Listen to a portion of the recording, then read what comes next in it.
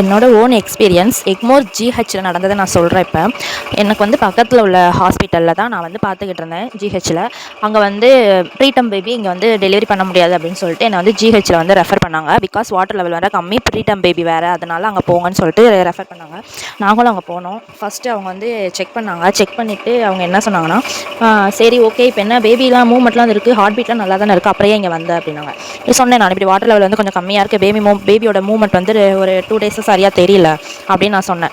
உடனே அவங்க என்ன சொல்கிறாங்கன்னா, எல்லாருமே இங்கேயே ரெஃபர் பண்ணால் எப்படி நாங்கள் இங்கே பார்க்குறது, பெட்டே இல்லைங்க, பெட் இல்லாட்டி என்ன கீழே படுங்க, எங்களுக்கு என்ன, எல்லாருமே இங்கேயே அனுப்பிவிட்டா எப்படி அப்படின்னு சொல்லிட்டு என் கிட்டே வந்து சிடுன்னு பேசுகிறாங்க. அங்கே உள்ள டாக்டர் தான், அவங்க நர்ஸ் கூட கிடையாது, டாக்டர் அப்படி பேசுகிறாங்க. சரி அப்படின்ட்டு நானும் என்ன செய்கிறது, நம்மக்கிட்ட காசு இல்லை, நம்ம அங்கே ஜிஹெச் போகிறோம், நம்ம வந்து பொறுத்து தான் ஆகணும் அப்படின்னு சொல்லிட்டு நானும் அமைதியாக தான் இருந்தேன். அப்புறம் அவங்க ஏதோ ஃபார்ம் எல்லாம் ஃபில்அப் பண்ணாங்க. ஃபில்அப் பண்ணும்போது மறுபடியும் என்னோட ஹிஸ்ட்ரி எல்லாமே கேட்டாங்க, மெடிக்கல் ஹிஸ்ட்ரி. அது எல்லாத்தையும் சொல்லிக்கிட்டு இருந்தேன். ஒன்னேட்டும் இப்போ பேபியோட மூவ்மெண்ட் வந்து தெரியுதா அப்படின்னு கேட்டாங்க. இல்லை மேம், எனக்கு வந்து சரியாகவே தெரியல அப்படின்னு சொன்னேன். ஏதாவது சாப்பிட்டியா? நாங்கள் சாப்பிட்டேன், அதெல்லாம் எதுவுமே தெரியல அப்படின்னா.